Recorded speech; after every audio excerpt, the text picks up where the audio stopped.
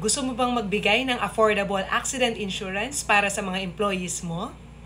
Meron tayo niyan sa AAA Philippines. So minimum 5 employees para makapag-enroll. As low as 1 peso per day, mako-cover mo na sila agad. So ito yung mga coverages: accidental death, dismemberment and loss of use, permanent disability, coverage in case of murder and homicide, flying coverage, and of course, renewal bonus. Pwede ka rin magdagdag para sa minor accidents ng accidental medical reimbursement and pag na-hospitalize sila due to accident. Ang premium rates ng mga employees ay nakadepende sa kanilang occupational class. Kasi nga dito, tinatawag natin yung occupational risk nila. So, pwede silang class 1, 2, 3, 4. Pag class 1, ito yung mga office-based workers natin. Ang class 2 naman, ito yung mga nasa labas like engineers na nag-work sa site o kaya naman yung mga door-to-door salesman.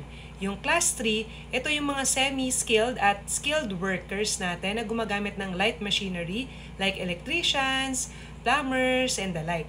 Yung class 4 naman, ito yung nasa industrial jobs na gumagamit ng heavy equipment katulad na lang nung mga drivers, helpers, at iba pa. So, magkano nga ba ang group accident insurance para sa employees mo? So, papakita ko sa inyo yung annual premium. So, ito yung hinuhulugan per year per employee.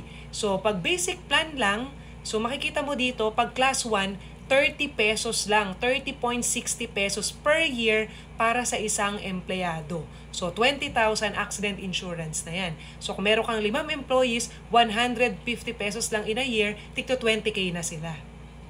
Kung meron ka namang mga drivers, ganyan, so papasok nga lang dito sa class 4. Pero murang-mura, 70 plus lang. So kung gusto mong taasan pa yung mga coverages nila, pwedeng 50K, 100K, 150K, all the way to 500K per employee.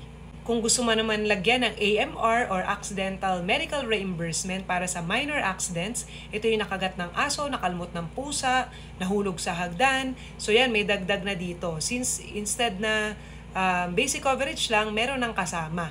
So, class 1 is 50 pesos per year per employee para lang sa 20,000 na coverage and sa 2,000 na AMR.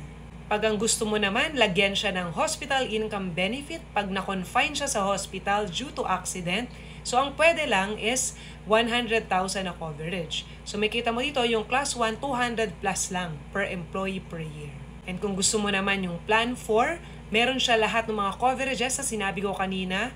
Meron rin siyang accidental medical reimbursement tsaka HIB or hospital income benefit. So, ito yung makikita mo dito. So, minimum 100,000 yung coverage natin sa accident para madagdagan mo nung dalawa. So, makikita natin dito, sa class 1, 300 plus lang per year per employee. O diba, hindi naman mahal kumuha ng accident insurance para sa mga empleyado mo. So simulan mo lang muna kung ano yung most affordable para sa'yo dahil yearly renewable naman ito.